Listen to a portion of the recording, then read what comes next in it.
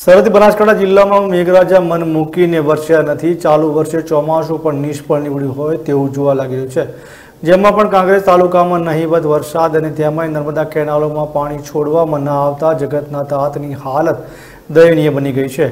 ગત વર્ષે આ સમયગાળામાં બનાસકાંઠામાં પૂરે ભારે તબાહી સર્જી હતી, પરંતુ ચાલુ સાલે મેઘરાજાએ જાણે રીસામણા કરતા ખેડૂતોના ચહેરા પર ચિંતાના વાદળો છવાઈ ગયા છે।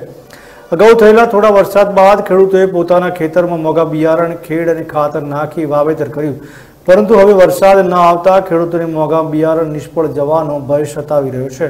એટલું જ નહીં, પણ આગામી દિવસોમાં વરસાદ નહીં થાય તો ચોમાસું ખેતી નિષ્ફળ જવાની સંભાવનાથી ખેડૂતો મૂંઝવણમાં મુકાયા છે।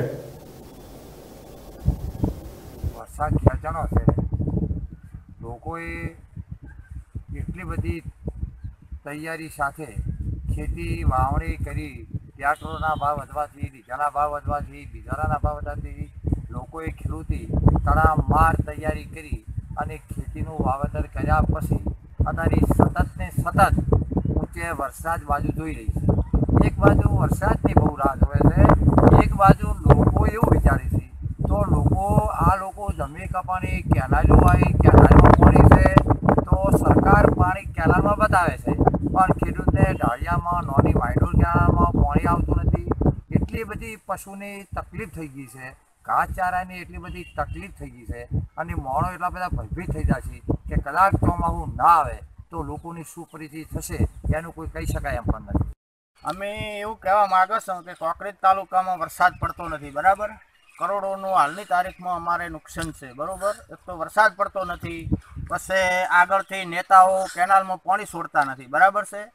અત્યારની તારીખમાં એવો પરિસ્થિતિ છે અમારે કે કોઈ પાણી આવતું નથી, કાંકરેજ તાલુકામાં બોર પણ નથી, બરાબર છે। પીવા માટે અત્યારે માલને પીવા માટે કે ઘાસચારામાં કે બધી રીતની તકલીફો છે, બરાબર છે। કો તો કાંકરેજ તાલુકો ઉસાળા ભરીને બીજે જાય કે આવી પરિસ્થિતિમાં અમારી અત્યારે પોઝિશન છે, બરાબર।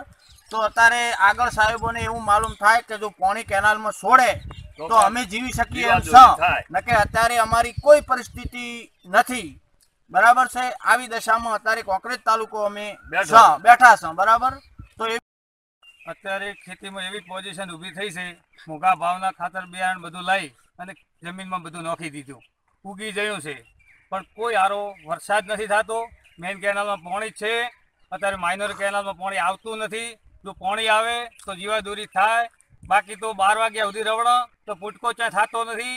ખેડૂતની એવી દશા આવી છે કે ખેડૂત તો ઉત્પાદન શું મેળવશે, પણ એનો માલ પણ જીવી શકે એમ નથી।